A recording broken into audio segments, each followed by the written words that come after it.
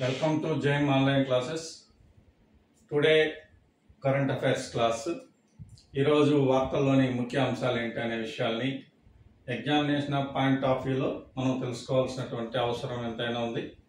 So ఇందులో ముఖ్యంగా వార్తల్లో నిలిచినటువంటి అంశం మనకు ఇంటర్నేషనల్ ఒలింపిక్ కమిటీ అధ్యక్షురాలుగా మహిళా అధ్యక్షురాలుగా నియమితులైనటువంటి వ్యక్తి గురించి ఈరోజు వార్తల్లో నిలిచింది. అది ఏంటనేటువంటి విషయాలు మనం తెలుసుకుందాం. ఐఓసి ఇంటర్నేషనల్ ఒలింపిక్ కమిటీ అధ్యక్షురాలుగా ఎవరు నియమితులయ్యారు అనేటటువంటి క్వశ్చన్ అడగచ్చు. అది కిరిస్టీ కోవెంట్రీ. ఇది బాగా గుర్తుపెట్టుకోండి, ఇది చాలా ఇంపార్టెంట్. ఖచ్చితంగా క్వశ్చన్ అడిగేదానికి అవకాశం ఉంది. ఐఓసి అధ్యక్షురాలుగా ఇదివరకు అధ్యక్షుడిగా థామస్ బాచ్ అనే అతను ఒలింపిక్ కమిటీ అధ్యక్షుడిగా ఇది వరకు ఉన్నారు. ఈయన స్థానంలో కిరిస్టీ కోవెంట్రీ అనేటటువంటి మహిళ అధ్యక్షురాలు పదవి దక్కింది.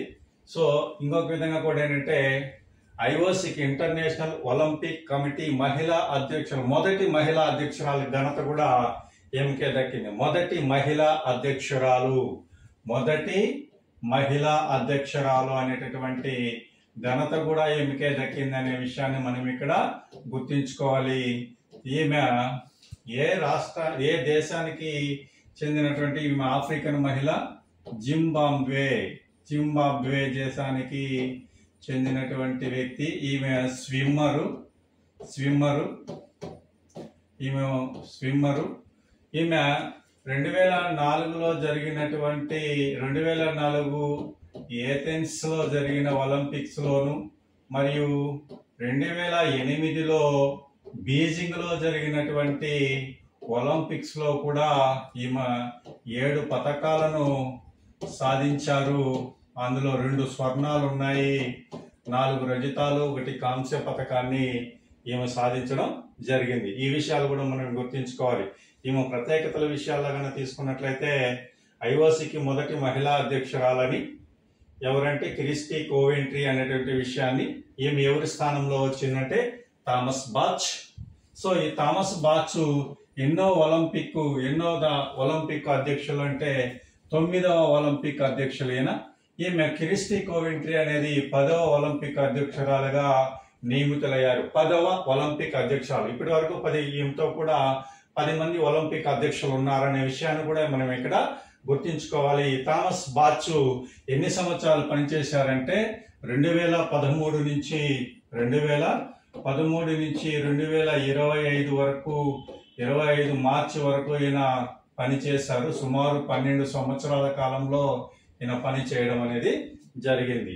సో ఈ విషయాన్ని కూడా మనం గుర్తించుకోవాలి. 10వ అధ్యక్షురాలు కాకపోతే ఐఓసికి మొదటి మహిళా అధ్యక్షురాలు, తొలి ఆఫ్రికన్ ఐఓసి అధ్యక్షురాలు అంటే ఒలింపిక్ కమిటీ అధ్యక్షులైనటువంటి వారిలో తొలి ఆఫ్రికన్ గా అనే ఘనత కూడా ఏమికే దక్కింది అనే విషయాన్ని కూడా మనం ఇక్కడ గుర్తించుకోవాలి. తర్వాత ఈ ఐఓసిని ఎప్పుడు స్థాపించారంటే 1894 సంవత్సరంలో స్థాపించారు.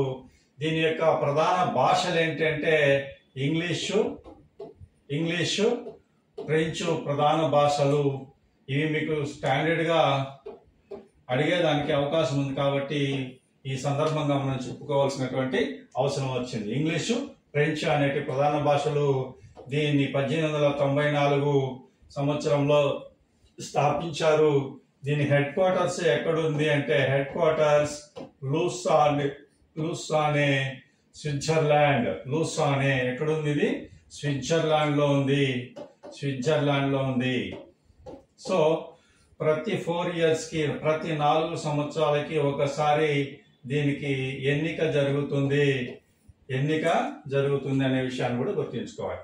అయితే ఈ కిరిస్టీ కోవెంట్రీ అనేటటువంటి ఈమె ఐఓసికి అధ్యక్షురాలుగా ఎంతవరకు ఉంటారంటే 2033 వరకు కొనసాగుతారు అనే విషయాన్ని కూడా మనం ఇక్కడ గుర్తుంచుకోవాలి. ఇక్కడ ముఖ్యంగా మన వార్తల్లో తెలుసుకోవాల్సినటువంటి అంశాలు తొలి ఐఓసి మహిళా అధ్యక్షురాలుగా క్రిస్టీ కోవెంట్రీ, ఈమె జింబాబ్వే దేశానికి చెందింది.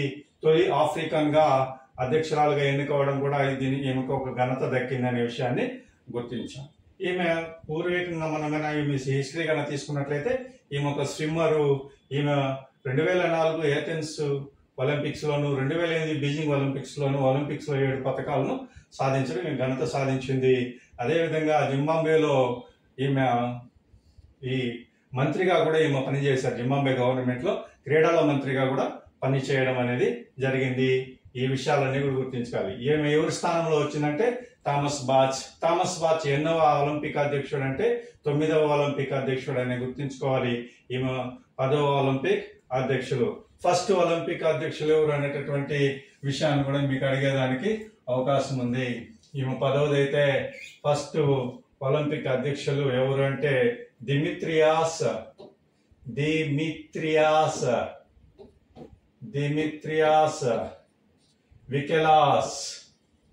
వికెలాస్. ఈయన ఫస్ట్ ఒలింపిక్ అధ్యక్షుడు. అంటే దిమిత్రియాస్ వికెలాస్. ఇప్పుడు ప్రస్తుత ఒలింపిక్ అధ్యక్షులు అంటే కిరిస్టీ కోవెంట్రీ ఫస్ట్ ఐఓసి మహిళా అధ్యక్షురాలు అనే విషయాన్ని ఇక్కడ మనం గుర్తించుకోవాలి. తర్వాత వార్తల్లో ఉన్నటువంటి ముఖ్యమైనటువంటి అంశం ఏంటి అనే విషయాన్ని కనుక మనం గుర్తించినట్లయితే కనుక ఎంఎఫ్ హుసేన్, మీరు చూసే ఉంటారు, వినే ఉంటారు చాలా వరకు వార్తల్లో. ఎంఎఫ్ హుసేన్ ఈయన ప్రముఖ చిత్రకారుడు. ఈయన ఎవరు అంటే మామూలుగా క్వశ్చన్ లో కూడా ఈయన పేరు ఇచ్చి ఈయన ఏ రంగానికి చెందినవాడు అనేటటువంటి ప్రశ్న అడిగేదానికి అవకాశం ఉంది. కాబట్టి ఎంఎఫ్ హుసేన్ ఒక చిత్రకారుడు. ఈయన ఎందుకు వార్తల్లోకి వచ్చాడు అంటే ఈరోజు మార్చి 21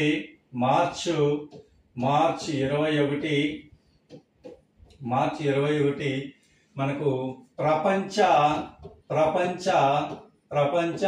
సాహితీ దినోత్సవం. ఈ సందర్భంగా ఈయన వార్తల్లోకి వచ్చారు. ఇదే రోజు మార్చి 21న ఇంకొక రోజు ఏమంటే ప్రపంచ అటవీ దినోత్సవం. ఈ విషయాన్ని కూడా మీరు ఇక్కడ గుర్తించుకోవాలి. ప్రపంచ అటవీ దినోత్సవం మార్చి 21. ప్రపంచ సాహితీ దినోత్సవం సందర్భంగా ఎంఎఫ్ హుసేన్ చిత్రకారుడు విషయాన్ని మనం ఇక్కడ గుర్తించుకోవాల్సినటువంటి అవసరం వచ్చింది, వార్తల్లోకి వచ్చింది. ఈయన 13 గ్రామీణ దృశ్యాలను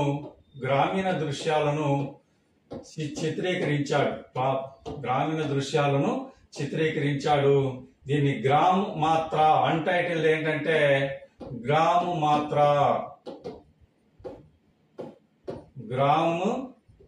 మాత్ర సో అనే పేరుతో ఇదేంది. ఇది న్యూయార్క్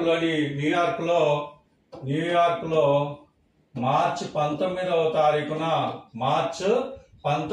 తారీఖున వేలంపాటలో దీనికి వేలంపాట నిర్వహించారు.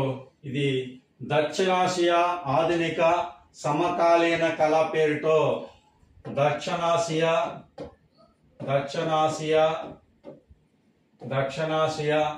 ఆధునిక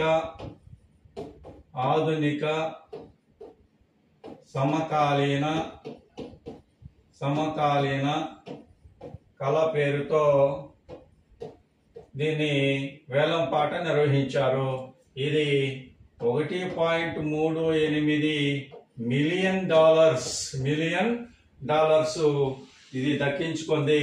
మన ఇండియన్ రూపీస్ లెక్కన తీసుకున్నట్లయితే 119.15 కోట్లు వేలంపాటలో ఇది దక్కించుకున్న కారణంగా ఈ విషయం ఎంఎఫ్ హుసేన్ అనేటువంటి చిత్రకారుడు వార్తల్లోకి రావడం జరిగింది. సో ఈ విషయాన్ని కూడా మనం గుర్తుంచుకోవాలి. తర్వాత వార్తల్లోకి వచ్చినటువంటి అంశం ప్రపంచ సంతోష సూచి. ప్రపంచ సంతోష సూచి. ఇది కూడా వార్తలోకి ఎందుకు వచ్చిందంటే ప్రపంచ ఆనంద దినోత్సవం, ప్రపంచ ఆనంద దినోత్సవం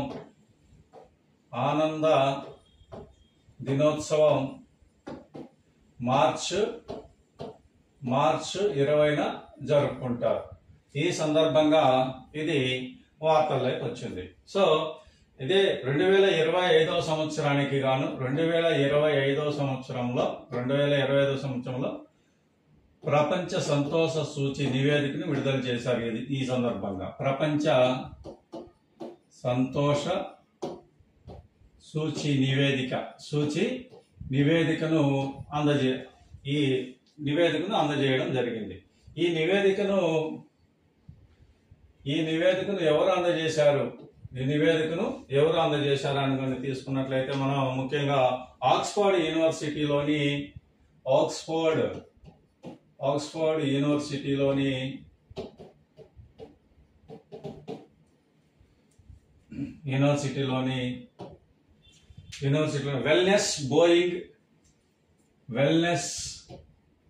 వెల్నెస్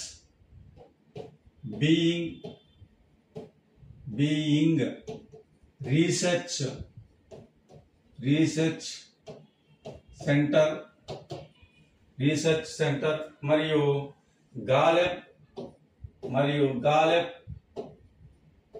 మరియు United UN Sustainable Development Solutions Network అనేటటువంటి ఈ సంస్థల ఆధ్వర్యంలో ప్రపంచ సంతోష సూచి నివేదికను విడుదల చేయడం జరిగింది. సో చూడండి, ఇక్కడ ఆక్స్ఫర్డ్ యూనివర్సిటీలోని వెల్నెస్ బీయింగ్ రీసెర్చ్ సెంటర్ మరియు గాలెప్ అనేటటువంటి సంస్థ, అలాగని United Nations Sustainable Development Solutions Network అనేటటువంటి సంస్థ ఆధ్వర్యంలో ఈ 2025 ప్రపంచ సంతోష సూచి అనేటటువంటి నివేదికను విడుదల చేయడం అనేది జరిగింది. ఈ నివేదికలో ఏ విధంగా దేన్ని ఆధారంగా చేసుకొని ఈ ప్రపంచ సంతోష సూచిని విడుదల చేస్తారు, ఈ ఆధారాలపైన క్వశ్చన్ అడిగేదానికి అవకాశం ఉంది. దేని ఆధారంగా దేన్ని బేస్ చేసుకొని మీకు అడిగేదానికి కంటెంట్ లో అడిగేదానికి అవకాశం ఉంది. సో అప్లికేషన్ మెథడ్ లో కూడా మీకు అడిగేదానికి అవకాశం ఉంది. కాబట్టి ఆ అంశాలు ఏంటి అనే విషయాలు కూడా మనం ఇక్కడ గుర్తుంచుకోవాలి. ఒకటి, ఆయా దేశాల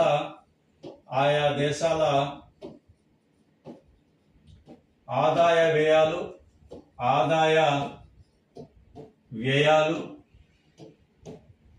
వృద్ధి, ఆయా దేశాల యొక్క ఆదాయ వ్యయాలు వృద్ధి మరియు వ్యక్తుల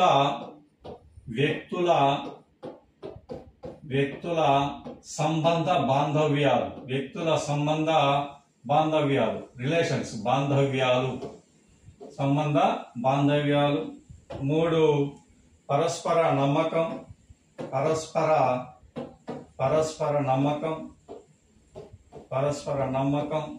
4, సామాజిక మద్దతు.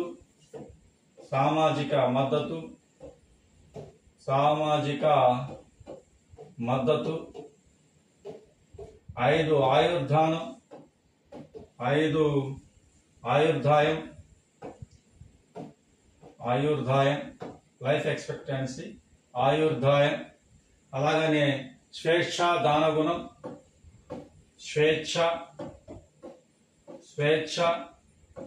దానగుణం, అలాగనే అవినీతి స్థాయి.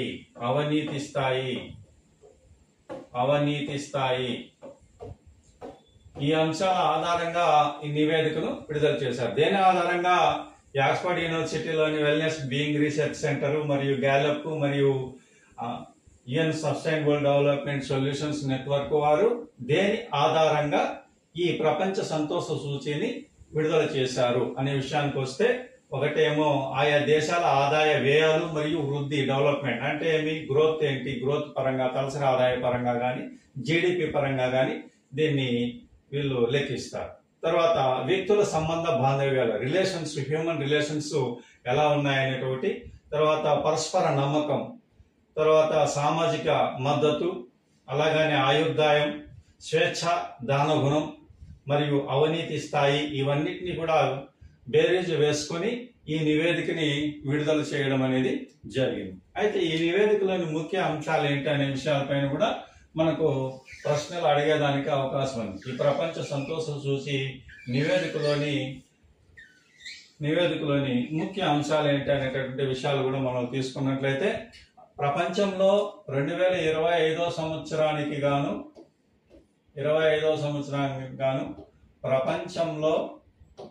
ప్రపంచంలో అత్యధిక సంతోష దేశం అంటే ఫస్ట్ ప్లేసు ఫిన్లాండ్ అనేటటువంటి విషయాన్ని మనం ఇక్కడ గుర్తుంచుకోవాలి. ఫస్ట్ దేశం, అత్యంత సంతోషకర దేశం, అత్యంత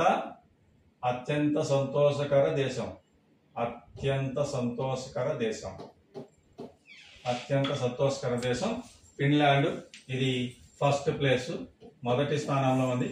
ఇది మొదటి స్థానంలో నిలవడం వరుసగా ఇది 8వ సారి. ఇది కూడా గుర్తుంచుకోవాలి. ఎన్నిసార్లు ఇది ఫస్ట్ ప్లేస్ ఫిన్లాండ్ వచ్చిందంటే 8 సార్లు ఇప్పటి వరకు ఫస్ట్ ప్లేస్ లోకి వచ్చింది ఫిన్లాండ్. తర్వాత రెండవ స్థానంలో డెన్మార్క్,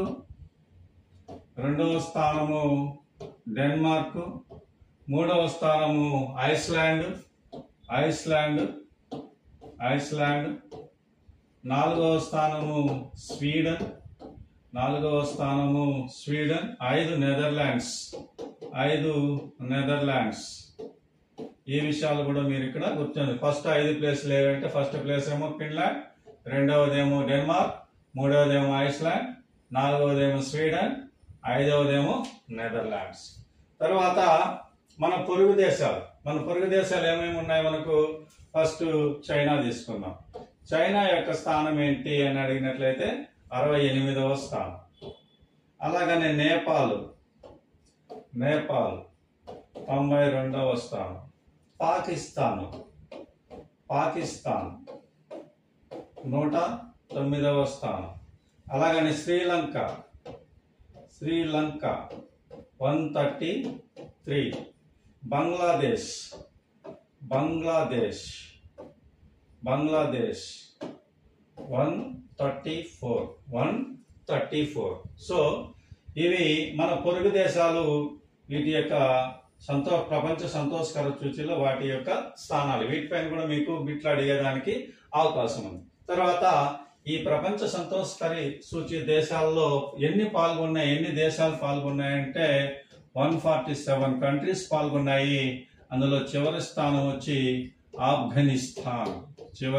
వచ్చి ఆఫ్ఘనిస్తాన్ అనేటటువంటి విషయాన్ని కూడా మీరు ఇక్కడ గుర్తుంచుకోవాలి. అంటే 147 ఆఫ్ఘనిస్తాన్ చివరి స్థానం. 146 సియర్రా లియోన్